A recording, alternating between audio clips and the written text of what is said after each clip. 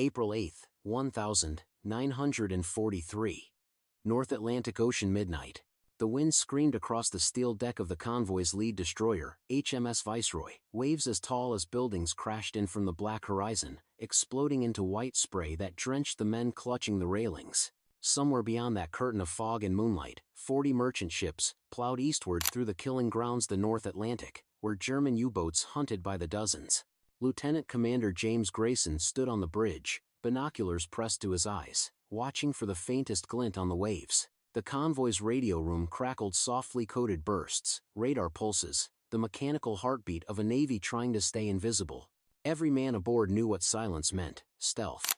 If they were found, they wouldn't last long. Below deck, the sonar operator listened through his headphones, rhythmic pings bouncing through the cold, black water. Contact. Bearing 132 degrees, he whispered, his voice trembling. The officer of the watch froze. It was faint, too faint for a torpedo yet, but it was there. Somewhere out there, a U-boat's periscope might be slicing through the surface. For years, the Battle of the Atlantic had been a war of ghosts, unseen hunters stalking convoys across thousands of miles.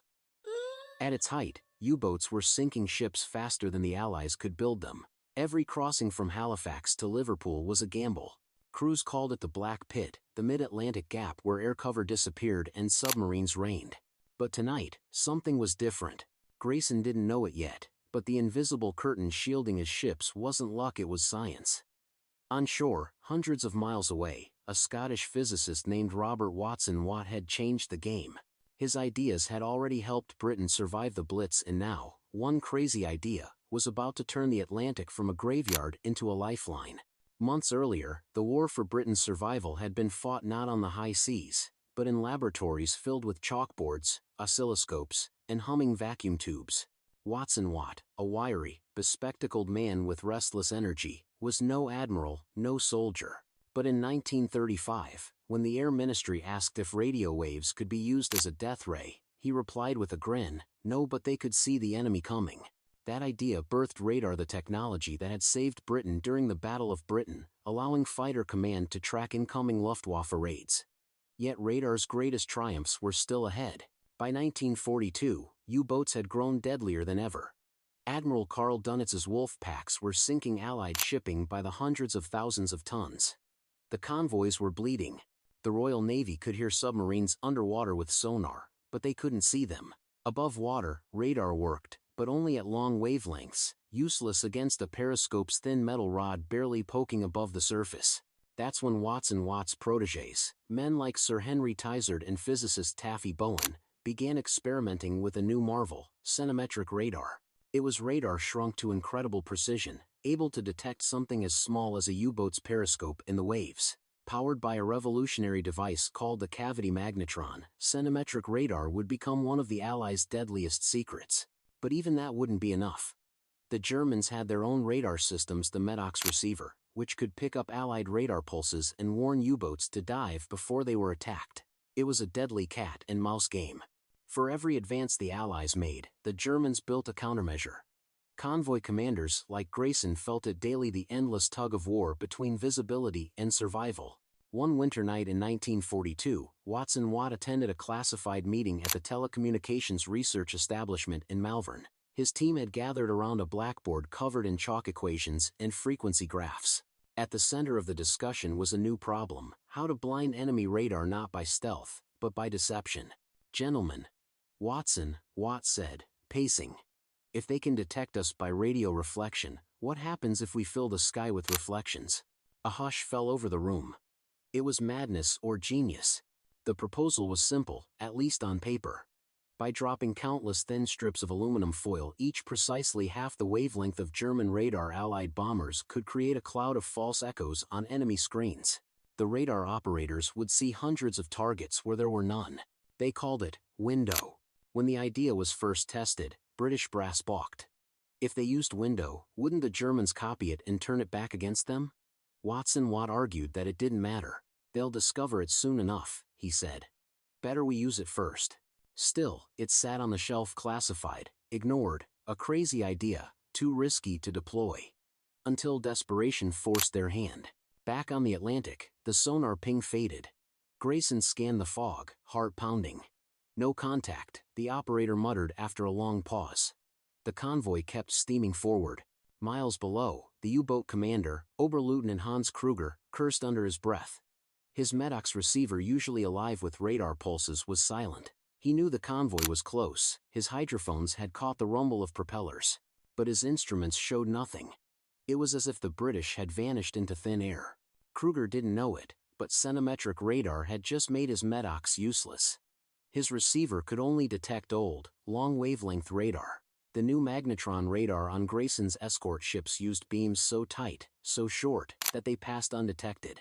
Above, a British Sunderland flying boat circled the convoy, its nose fitted with a top-secret ASV Mach 3 radar, the first centimetric radar for anti-submarine warfare. Its screen flickered, and suddenly, a bright spot appeared, a periscope, 3 miles ahead.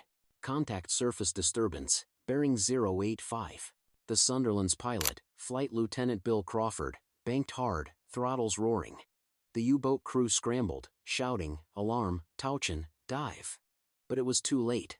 Depth charges tumbled into the sea, exploding in towering columns. The U-boat vanished beneath a boiling patch of ocean, never to resurface.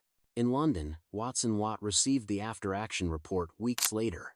The data confirmed what he had suspected: centimetric radar was working.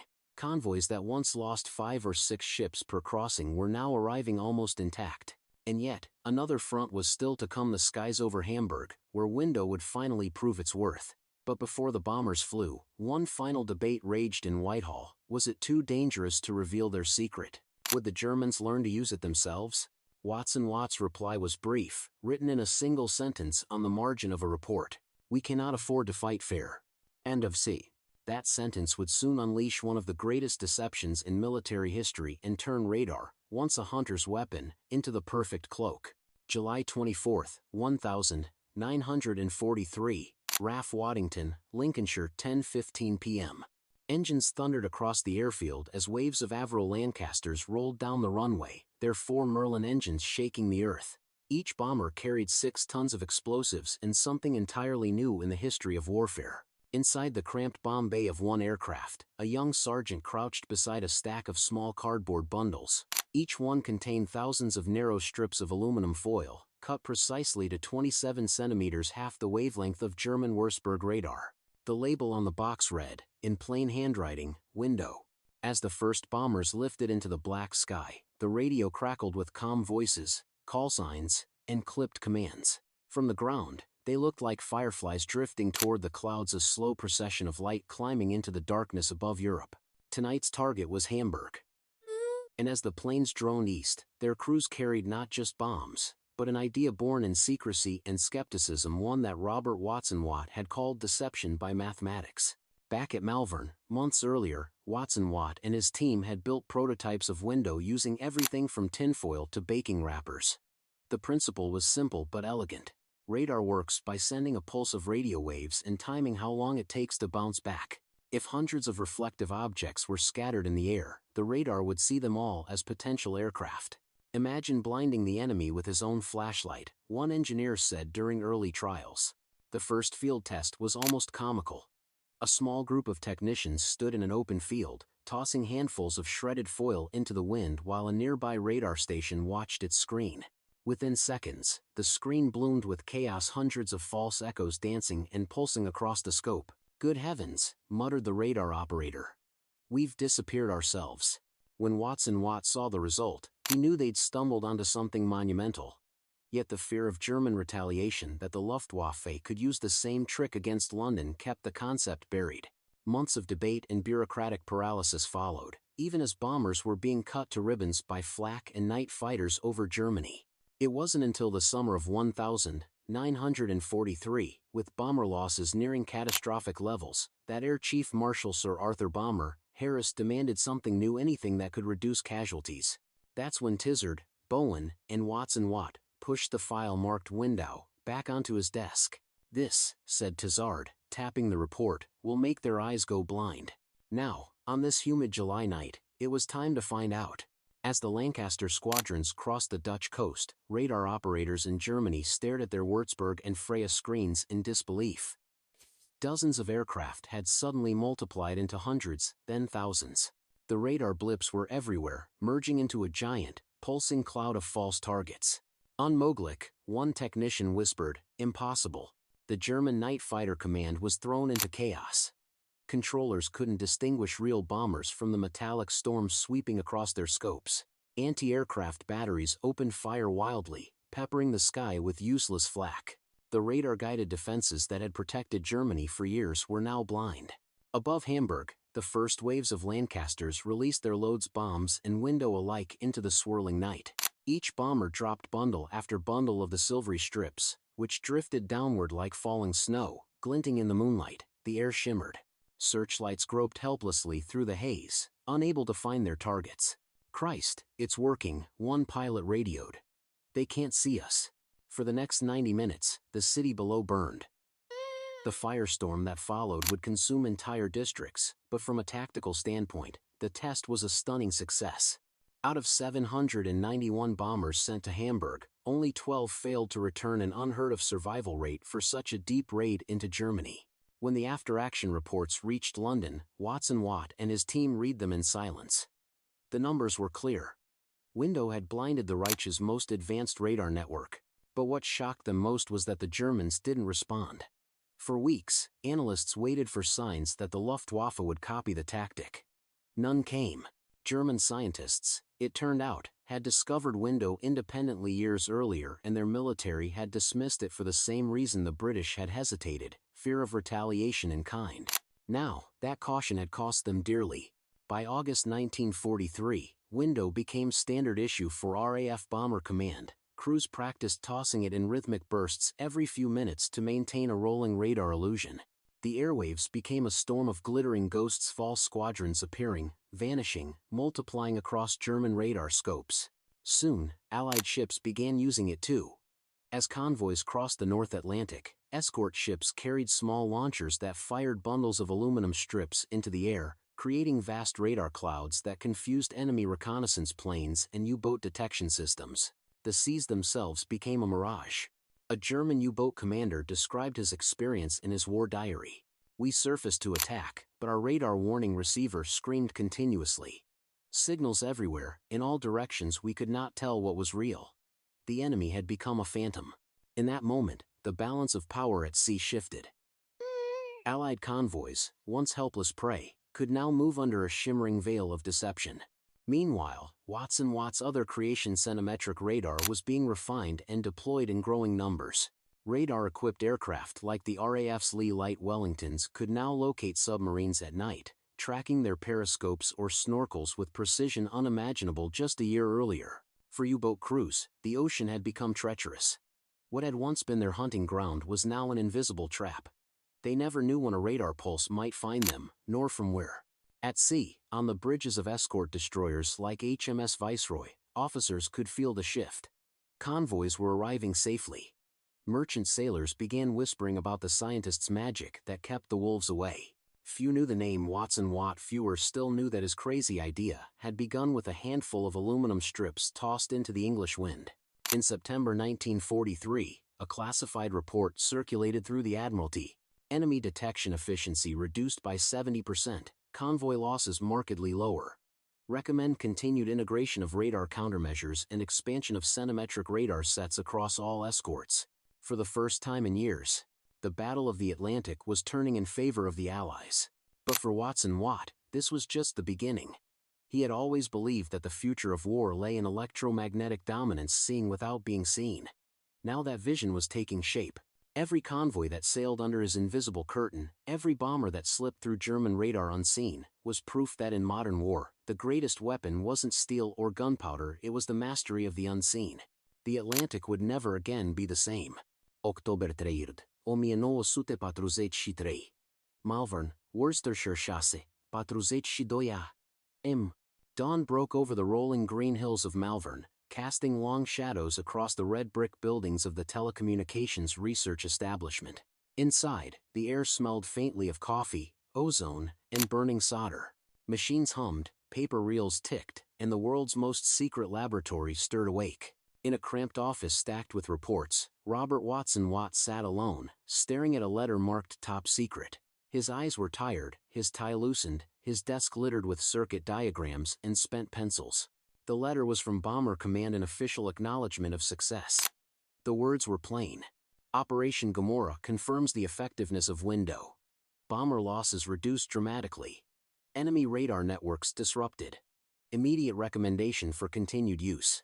Watson Watt leaned back, rubbing his temples. Around him, the war hummed quietly in coils and valves, in waveforms scribbled on blackboards. For most of Britain, victory looked like soldiers marching or ships sailing, but here, it sounded like static and looked like lines on a cathode ray tube. He allowed himself a rare smile. The crazy idea had worked, but there was no time to celebrate. New reports from the Admiralty spoke of another threat, a German radar system that operated on entirely different frequencies. A weapon that could, in theory, pierce even the shroud of Window. The invisible war was not over. Watson Watt had never set out to be a soldier. Born in 1892 inches Brecon, Scotland, he had been a student of weather and lightning before the war, a man fascinated by the sky's invisible forces. His earliest research into radio detection had been for forecasting storms. "We must learn to listen to the air," he once said. When Britain called for a death ray in 1935, he offered something better, a way to see through the air instead. By measuring reflected radio waves, he could detect aircraft miles away. That revelation had led to the creation of the Chain-Home Radar Network, the invisible shield that saved Britain during the Battle of Britain. Now, with the war stretching across oceans, his inventions had evolved from detection to deception. He rose from his chair and walked into the corridor, past rows of young engineers hunched over glowing screens. Most were barely out of university. They called him the Wizard, though he laughed off the title. "Just a physicist with too little sleep," he'd say. At a workbench, engineer Joan Curran, one of the few women in the facility, was testing new configurations of Window. Curran, brilliant and methodical, had been the first to calculate the exact length and width the foil needed to be to jam German radar most effectively. Each strip had to be cut within millimeters, or the deception wouldn't work. Watson Watt leaned over her shoulder. "Still silver paper, Joan? Still works better than anything else," she said, smiling faintly. "We've even tried it from ships now. Confuses the Luftwaffe spotters no end." "Good," he replied, tapping the edge of the table. "Let's make sure it stays that way." By late 1943, the laboratories at Malvern were producing not just defensive tricks like Window, but entire suites of radar countermeasures. Mandrill, a jamming system to drown out German early warning radar. Carpet, an airborne jammer to protect bomber streams. And soon, Jostle, which blasted radio interference across entire frequencies. Together, they formed what the RAF called Radio Countermeasure Command, though to the men in the field, it was simply Watt's Ghost Army. Every new piece of technology made the enemy blinder, slower, and more confused. German operators began reporting phantom fleets and false air raids. Their carefully calibrated radar systems were being turned against them. A captured Luftwaffe technician, interrogated after the war, recalled in frustration, "We no longer trusted our instruments. The screen showed storms, flocks of birds, sometimes our own reflections." The British had found a way to make ghosts. Meanwhile, far out in the Atlantic, those ghosts were saving lives every day. Convoy HX-267 was one of hundreds making the perilous run from New York to Liverpool that autumn. Aboard HMS Sunflower, a small corvette escorting the merchantmen, sailors launched bursts of Window every few hours. The foil drifted down over the waves, spreading like mist, scattering radar waves in every direction. German Focke-Wulf Condor reconnaissance planes searching for targets saw nothing but chaos on their screens. Dozens of phantom ships where there were only a handful. The U-boats below, relying on radar warning receivers, heard constant signals and had no idea where the real convoys were. In his war diary, a British sailor described it simply, "It feels like sailing under an invisible roof. They're out there, but they can't see us anymore." The numbers backed him up.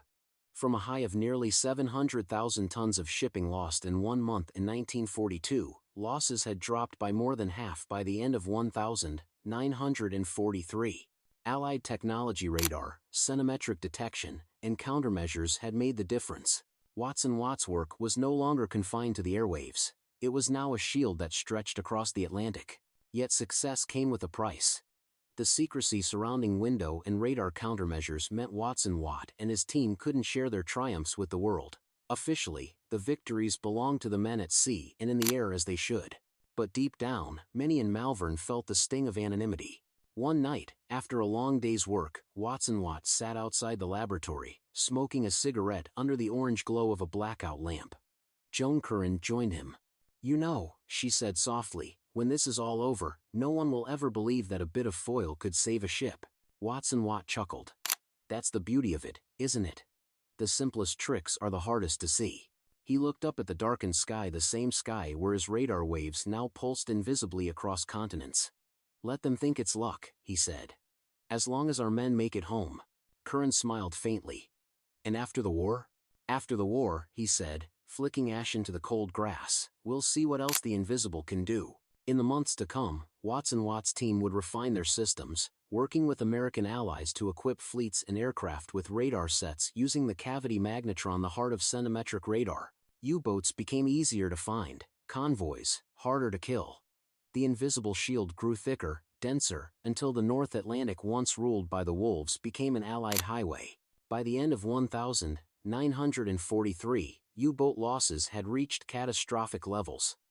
The hunters were now the hunted, and the man who had made them blind, who had turned the invisible into a weapon, was already thinking about what came next. The world was learning a new kind of warfare, one fought not with bullets, but with frequencies.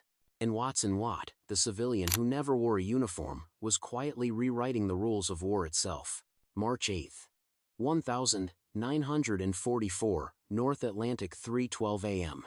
The convoy known as HX-278 pushed through a boiling storm. The sea was a living wall of water, black as oil, and flecked with bursts of white foam. Ice crusted the railings, the wind howled with the sound of tearing canvas. In the command room of HMS Forester, Commander James Grayson, the same man who had once stood terrified on the bridge of the Viceroy a year earlier, leaned over the radar scope. The screen shimmered in ghostly green pulses. "Surface contact, bearing 276, the operator reported." "Could be nothing, sir." Grayson narrowed his eyes. A faint blip flickered in and out of existence. It might have been a reflection, a trick of the waves, or a periscope cutting through the storm. "Keep tracking," he said quietly. "Let's see if the ghosts are working tonight." He was right to wonder. The convoy was protected not only by destroyers and depth charges but by layers of invisible technology. Each escort ship carried a new centimetric radar small enough to fit in a dome atop the mast. The signals it sent out were so short in wavelength that the Germans' Medox receivers couldn't hear them. And to make the convoy harder to track, the ships were now equipped with automatic window dispensers that spat bundles of foil into the gale every half hour. From above, an enemy radar operator would have seen only confusion, dozens of phantom echoes moving in erratic lines, merging, breaking apart. For the U-boats below, it was like stalking prey that had learned to disappear. On that same night, hundreds of miles away in occupied France, a German U-boat base stirred in frustration. Inside the command bunker at Lorient, Admiral Karl Donitz, the Sea Wolf, stood before a wall map covered in red pins. Each pin marked a lost submarine. There were too many. He turned to his intelligence officer. "We have reports of new British radar. Our boats are being found on the surface in total darkness. They say it can see a periscope. How is this possible?" "Centimetric, Herr Admiral," the officer replied. "Their scientists have discovered a frequency too high for medics to detect. Our instruments are useless." Donitz's jaw tightened. "Then we are blind." The officer hesitated. "There is more. They are dropping foil, aluminium streifen. Our radar reports hundreds of false contacts." "Foil?" Donitz spat the word. "You mean to tell me our Reich is losing the kitchen scraps?" The officer said nothing. Donitz slammed his fist against the map table. "Then find me a countermeasure, fast." But no countermeasure would come in time. By the spring of 1944, Allied scientists, British and American, had saturated the Atlantic with radar innovation.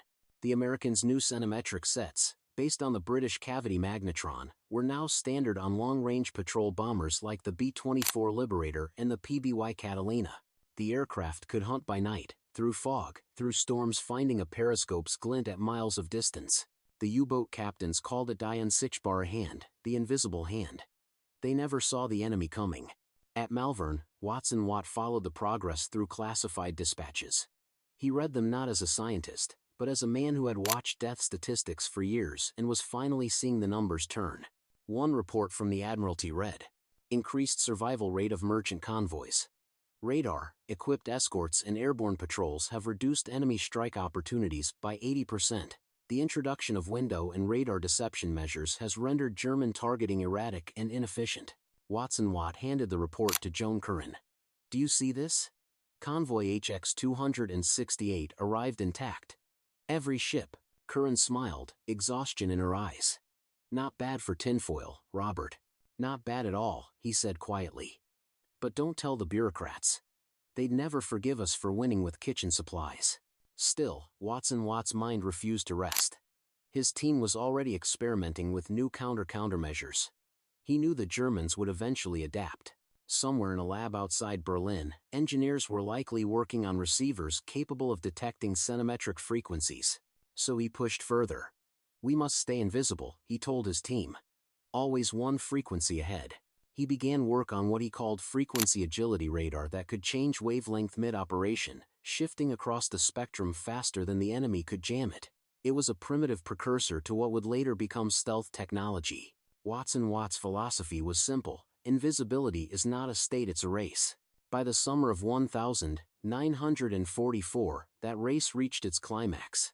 As Allied forces prepared for Operation Overlord, the D-Day invasion, Watson Watt's technology would again prove decisive. The massive fleet that crossed the Channel in June would rely heavily on radar deception and countermeasures to mask its approach. Window was used not only in the air, but from ships and even small boats to create fake invasion signals, radar ghost fleets, that tricked the Germans into thinking the landings were coming at Calais instead of Normandy. In London, Watson Watt stood before a massive situation map showing radar coverage across Europe. A naval officer pointed at two large patches of false radar echoes off the coast of France. "Operation Glimmer and Taxable are underway," the officer said. "They're reading it as a full-scale armada." Watson Watt smiled faintly. "Good. Let's hope they're looking the wrong way when the real one arrives." And they were.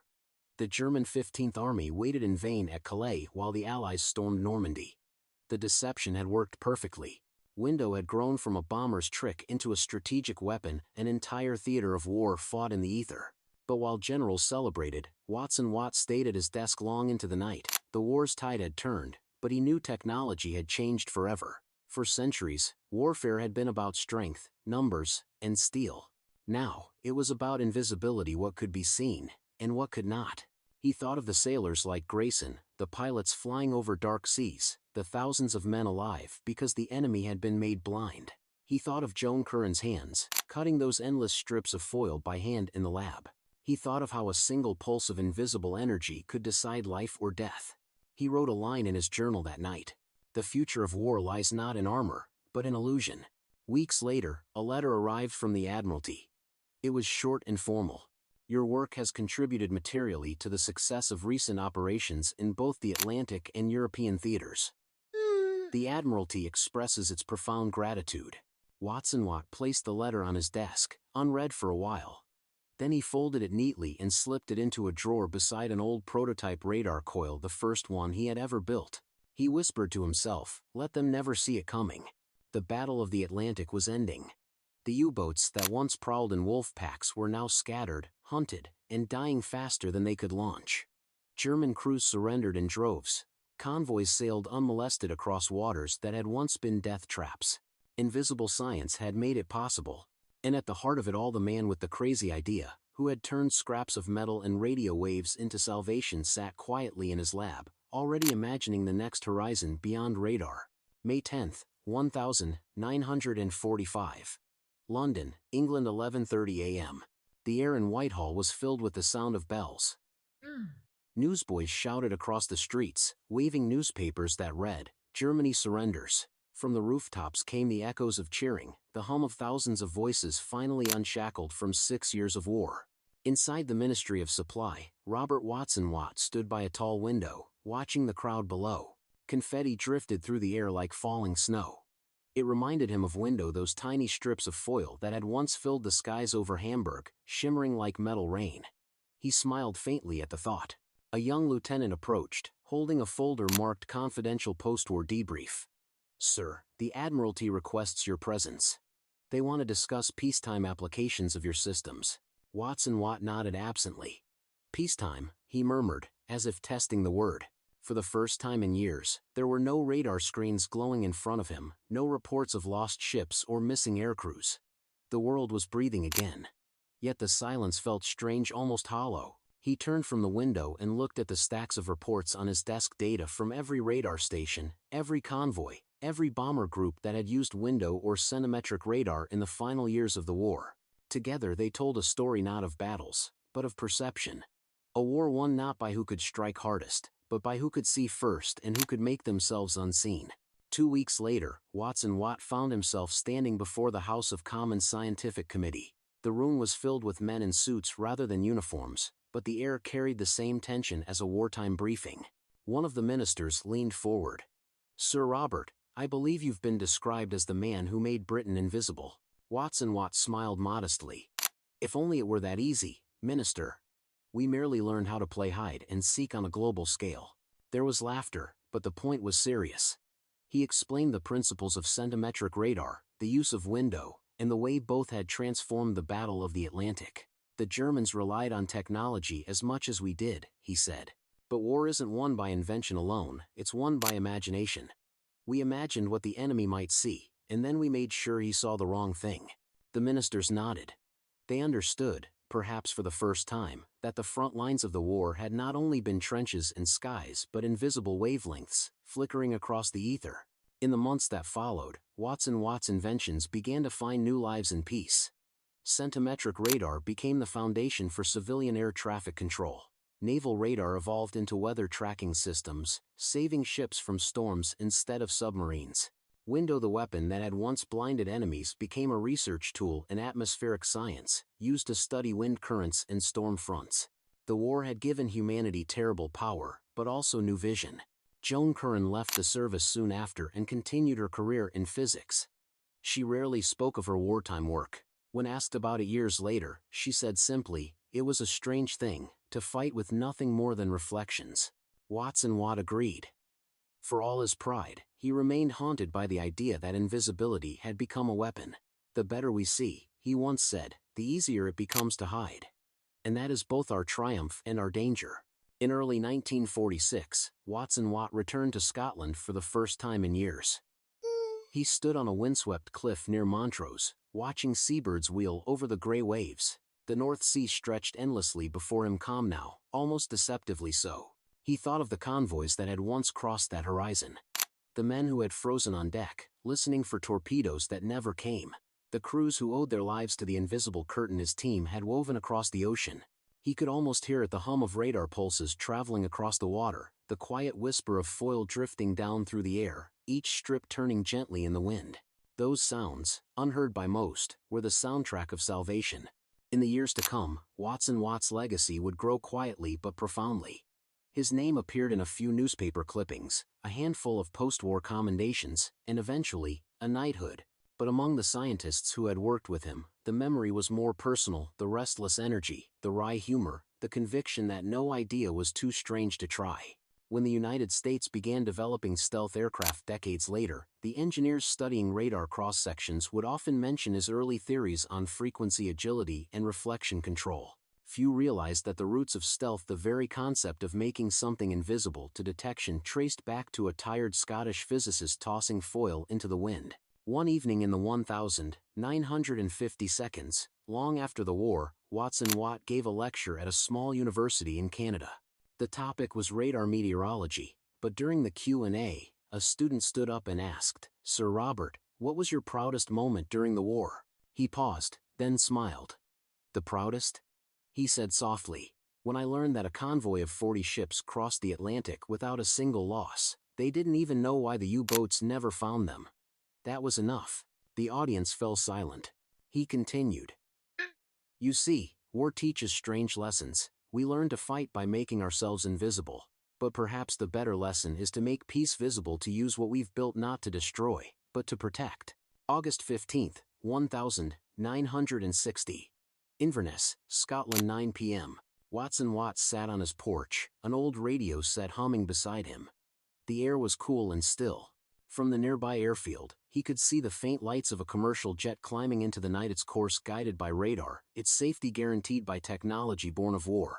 He smiled to himself. Somewhere inside that plane, pilots watched green blips on a screen, echoes of radio waves bouncing off clouds and land, just as his first experiments had done decades earlier. The sky had learned to speak. He closed his eyes, listening to the rhythm of static and signal. To anyone else, it was just noise, but to him, it was the sound of all the men who had once crossed a deadly sea and made it home unseen. A legacy not of destruction but of deliverance.